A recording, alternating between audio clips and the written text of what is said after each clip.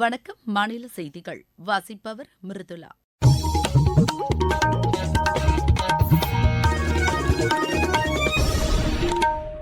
தலைப்புச் செய்திகள். மக்களவைக்கு 3வது கட்ட தேர்தல் நடைபெறவுள்ள 94 தொகுதிகளுக்கான அறிவிக்கை இன்று வெளியிடப்படுகிறது. காங்கிரஸ் அரசு கைவிட்ட நீண்டகால பிரச்சினைகளுக்கு கடந்த 10 ஆண்டு கால தேசிய ஜனநாயக கூட்டணி ஆட்சியில் தீர்வு காணப்பட்டுள்ளதாக பிஜேபி மூத்த தலைவரும் பிரதமருமான திரு நரேந்திர மோடி கூறியுள்ளார். பிஜேபி ஆட்சியில் சாமானிய மக்கள் விலைவாசி உயர்வு மற்றும் வேலையின்மையால் கடுமையாக பாதிக்கப்பட்டு இருப்பதாக காங்கிரஸ் மூத்த தலைவர் திரு ராகுல்காந்தி தெரிவித்துள்ளார். வெப்பத்தின் தாக்கம் குறித்து பொதுமக்களுக்கு ஊடகங்கள் வாயிலாக முன்னறிவிப்புகளை வெளியிட வேண்டும் என்று மாநில அரசுகளை மத்திய அரசு கேட்டுக் கொண்டுள்ளது. IPL கிரிக்கெட் போட்டியில் பெங்களூரு அணிக்கு எதிரான ஆட்டத்தில் மும்பை அணி 7 விக்கெட் வித்தியாசத்தில் வெற்றி பெற்றது. இனி விரிவான செய்திகள். மக்களவைக்கு 3வது கட்ட தேர்தல் நடைபெறவுள்ள 94 தொகுதிகளுக்கான அறிவிக்கை இன்று வெளியிடப்படுகிறது. இதையடுத்து 3வது கட்ட வாக்குப்பதிவு நடைபெறவுள்ள 10 மாநிலங்கள் மற்றும் 2 யூனியன் பிரதேசங்களுக்கு உட்பட்ட தொகுதிகளில் இன்று வேட்புமனு தாக்கல் தொடங்குகிறது. இந்த தொகுதிகளில் இம்மாதம் 19ஆம் தேதி வரை மனு தாக்கல் செய்யலாம். வாக்குப்பதிவு அடுத்த மாதம் 7ஆம் தேதி நடைபெறும் என்று தேர்தல் ஆணையம் அறிவித்துள்ளது. இதனிடையே முதல்கட்ட வாக்குப்பதிவு நடைபெறவுள்ள 102 தொகுதிகளில் பிரச்சாரம் நிறைவடைய இன்னும் 5 நாட்களே உள்ள நிலையில் பிரச்சாரம் தீவிரமான கட்டத்தை எட்டியுள்ளது. தேசிய மற்றும் மாநில கட்சிகளின் தலைவர்கள் இந்த தொகுதிகளில் முகாமிட்டு தங்களது கட்சி மற்றும் கூட்டணியில் இடம்பெற்றுள்ள கட்சிகளின் வேட்பாளர்களுக்கு ஆதரவு திரட்டி வருகின்றனர். பிஜேபி மூத்த தலைவரும் பிரதமருமான திரு நரேந்திர மோடி நேற்று ராஜஸ்தான் மாநிலத்தில் தேர்தல் பிரச்சாரத்தில் ஈடுபட்டார். காங்கிரஸ் அரசு கைவிட்ட நீண்டகால பிரச்சினைகளுக்கு கடந்த 10 ஆண்டு கால தேசிய ஜனநாயக கூட்டணி ஆட்சியில் தீர்வு எட்டப்பட்டதாக அவர் கூறினார்.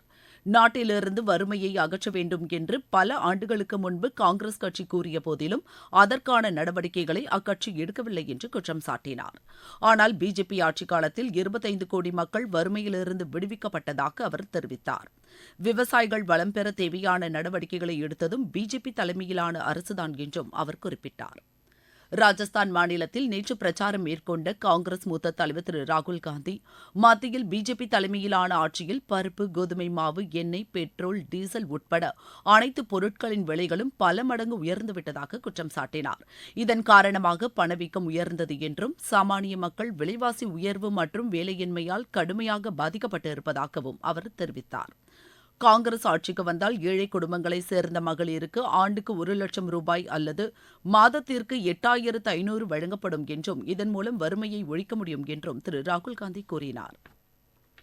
மத்தியில் IND கூட்டணி ஆட்சி அமைத்தால் திருநெல்வேலி ரயில்வே கோட்டம் தனியாக உருவாக்கப்படும் என்று திமுக இளைஞர் அணித் தலைவர் திரு உதயநிதி ஸ்டாலின் தெரிவித்துள்ளார்.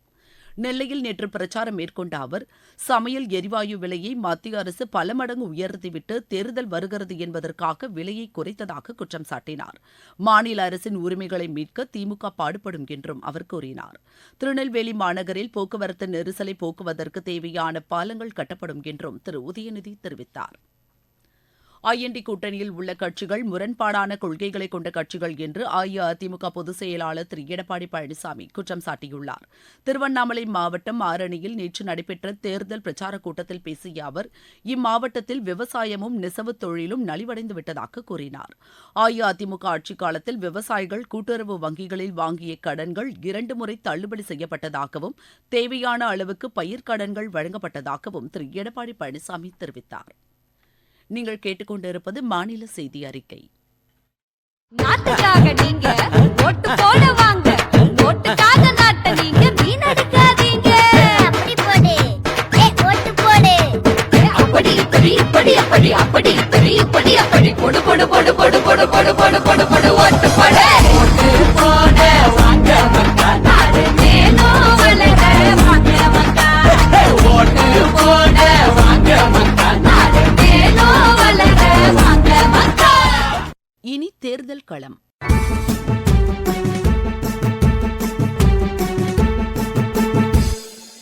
தொகுதி வாரியாக எமது செய்தியாளர்கள் வழங்கும் இந்த பகுதியில் இன்று இடம்பெறுகிறது விருதுநகர் மக்களவைத் தொகுதி. விருதுநகர் பாராளுமன்ற தொகுதியில் திருப்பரங்குன்றம், திருமங்கலம் ஆகிய 2 சட்டமன்ற தொகுதிகள் மதுரை மாவட்டத்திலும், மற்ற 4 சட்டமன்ற தொகுதிகளான சாத்தூர், சிவகாசி, விருதுநகர் மற்றும் அருப்புக்கோட்டை ஆகியன விருதுநகர் மாவட்டத்திலும் உள்ளன.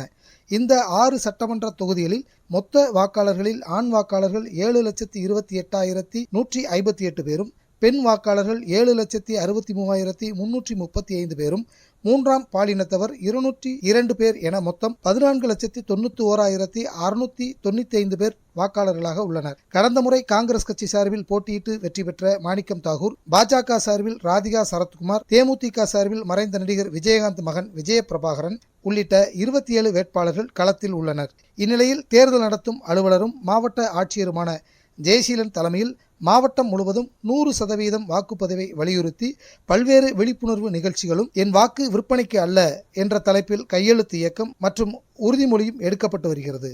தேர்தல் நடத்தை விதிகள், செலவினங்கள், அதிகப்படியான பண போக்குவரத்தை கண்காணிப்பது தொடர்பாக 21 நிலையான கண்காணிப்பு குழுக்கள் அமைக்கப்பட்டுள்ளன.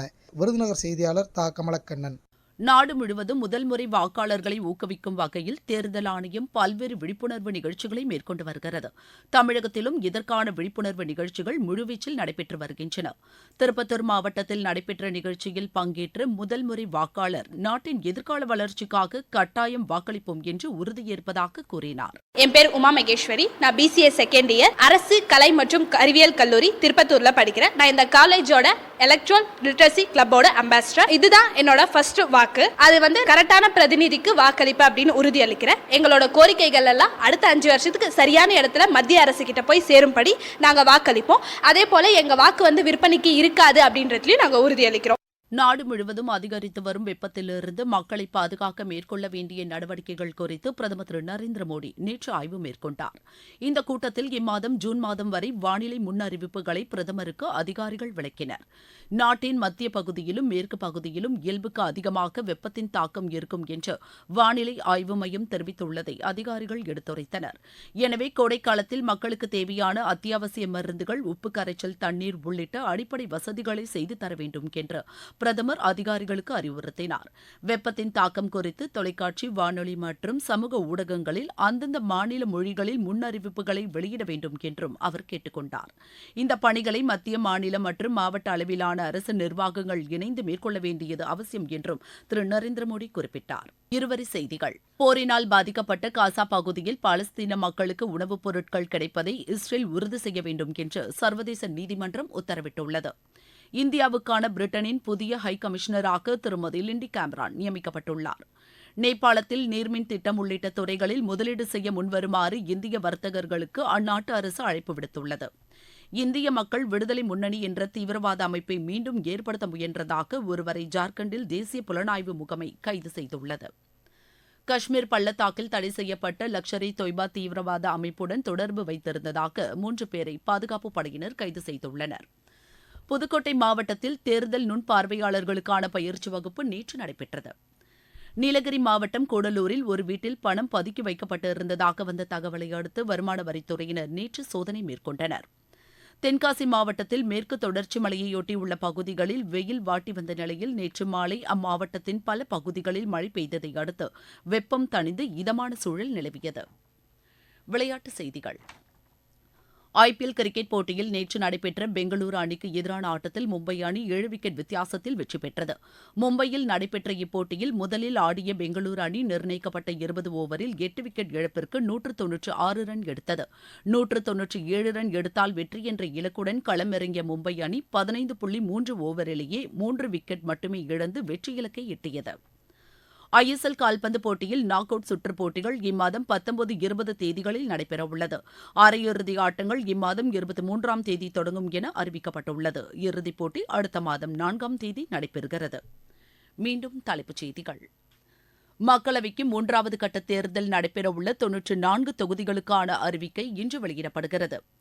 காங்கிரஸ் அரசு கைவிட்ட நீண்டகால பிரச்சினைகளுக்கு கடந்த 10 ஆண்டுகால தேசிய ஜனநாயக கூட்டணி ஆட்சியில் தீர்வு காணப்பட்டுள்ளதாக பிஜேபி மூத்த தலைவரும் பிரதமருமான திரு நரேந்திர மோடி கூறியுள்ளார்.